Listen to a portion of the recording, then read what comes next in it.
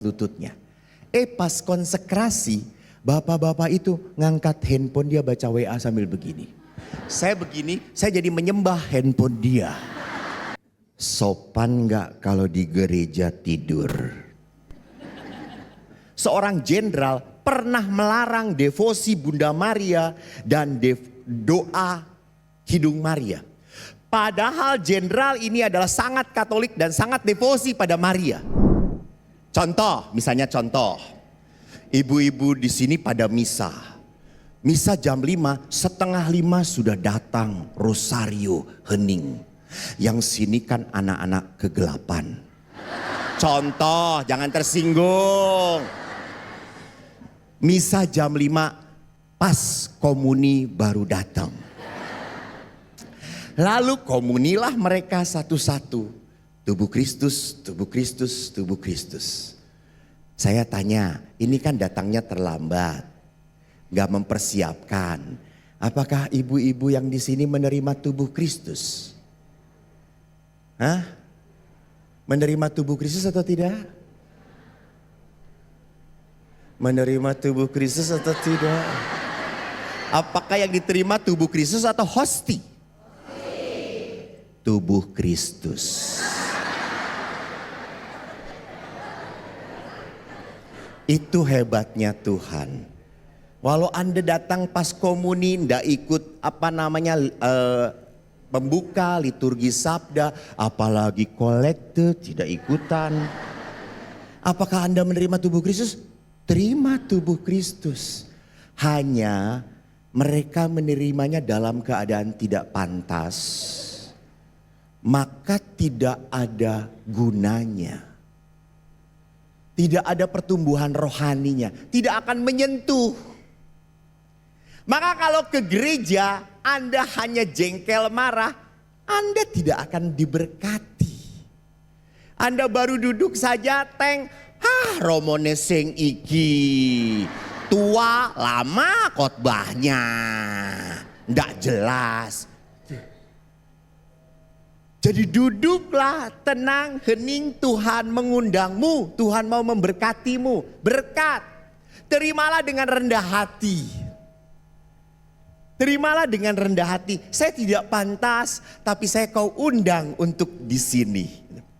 Tidak hanya itu, dalam Magnificat, ini ngotot emang komsosnya. Maria menganggap segala yang baik sebagai karunia belas kasih Tuhan. Jadi semua yang baik itu berasal dari Tuhan. Dan kalau semua yang baik berasal dari Tuhan, harus mendatangkan apa?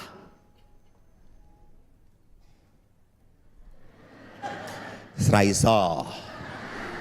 Makanya kalau misa sebelumnya. Kalau semua yang baik berasal dari Tuhan, maka kita harus apa kepada Tuhan? Pinter.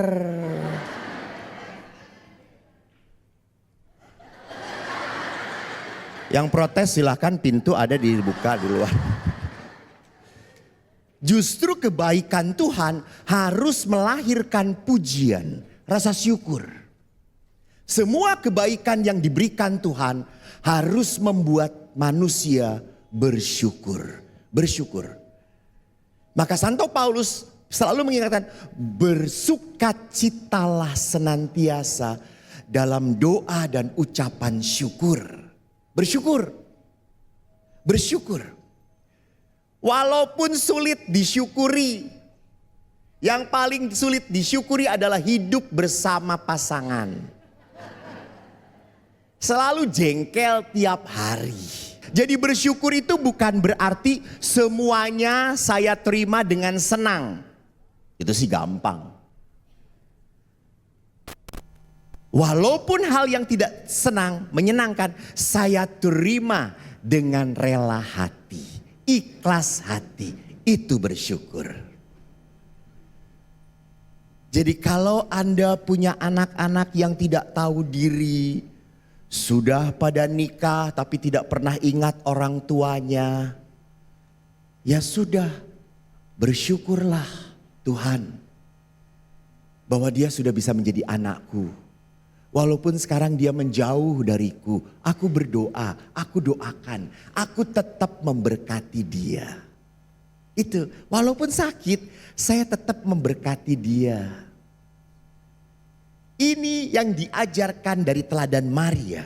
Maka Magnificat, kalau kita bisa lihat, menarik di dalam apa? Di dalam tradisi di Argentina, seorang jenderal pernah melarang devosi Bunda Maria dan doa Hidung Maria.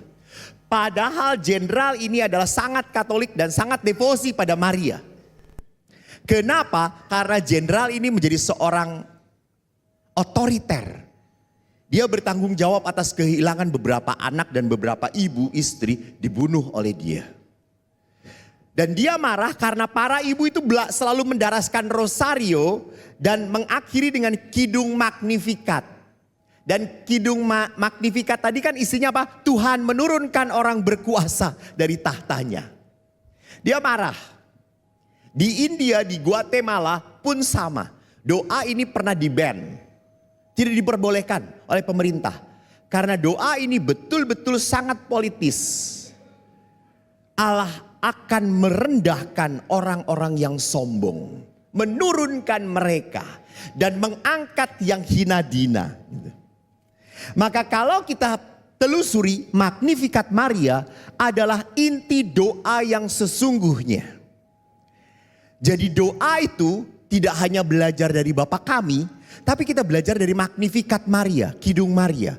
Apa dikatakan? Fokus doa Magnificat adalah Tuhan Allah yang Maha Kuasa yang melakukan hal besar di antara kita. Jadi kalau kita berdoa, sikap batin pertama-tama adalah apa? Mengakui Allah yang Maha Besar memberkati saya yang maha kecil. Itu sikapnya. Jadi kalau saya Allah Maha Besar dan kita maha kecil, sopan gak kalau di gereja tidur? Kalau Allah Maha Besar dan kita maha kecil, sopan gak kalau kita di gereja buka WA? Betul? Kalau Anda sudah sadar dan masih melakukan, biar Tuhan mengambil nyawa Anda.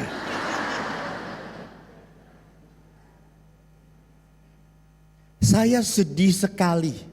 Suatu saat saya misa. Saya waktu itu belum terkenal. Anda gak suka gak apa-apa. Gak foto dengan gua nanti.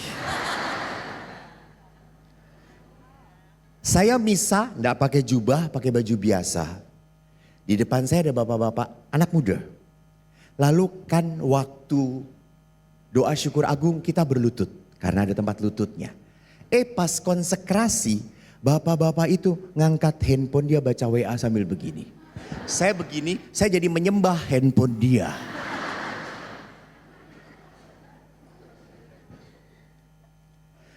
Saya prihatin. Lah kok hanya untuk 1,5 jam aja dari seminggu. Seminggu loh ya. 1,5 jam kita di Ekaristi. Loh kok gak mau taat sih? Katanya Allah Maha Besar, kita maha kecil. Lah kok kampret sih? Saya sedih banget. Kadang-kadang kalau sedang misa tiba-tiba ger bunyi keluar. Terima telepon dulu, edan. Dia gak tahu kalau Tuhan sudah memanggil dia kayak apa. Jadi ini orang yang tidak punya sikap batin yang baik dan benar. Kalau kita sadar doa itu apa, fokus doa itu siapa? Allah yang maha besar dan saya berhadapan sebagai makhluk yang maha kecil.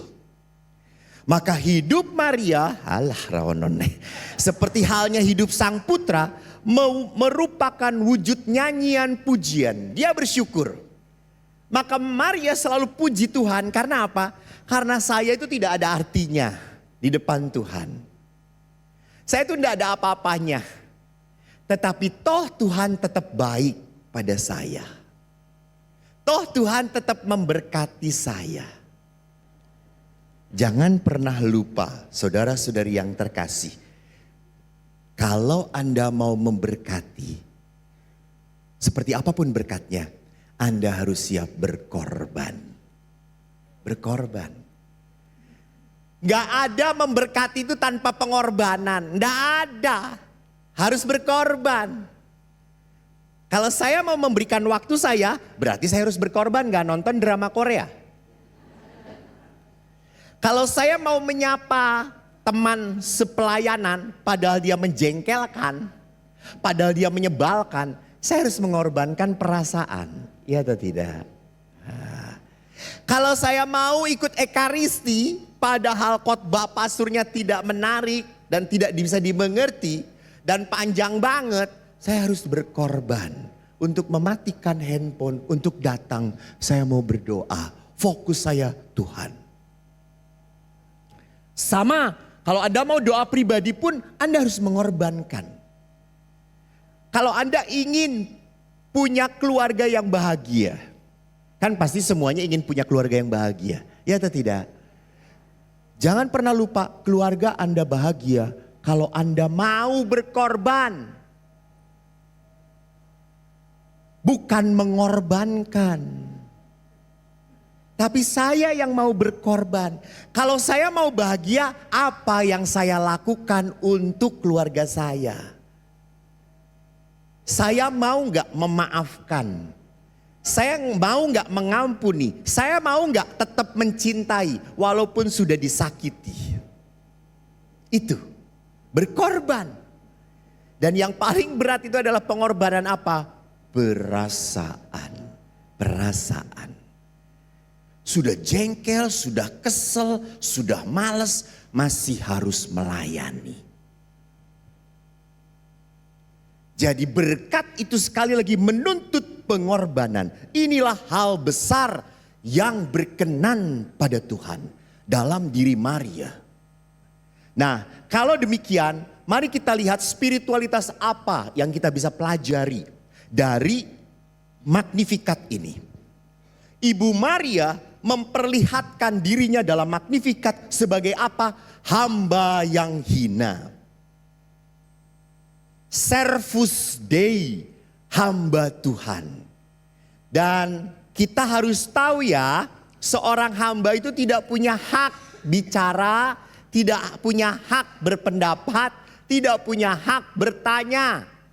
Namanya hamba itu wes menang. Jalan ke, jo akeh takon. OTW, ojo takon wae.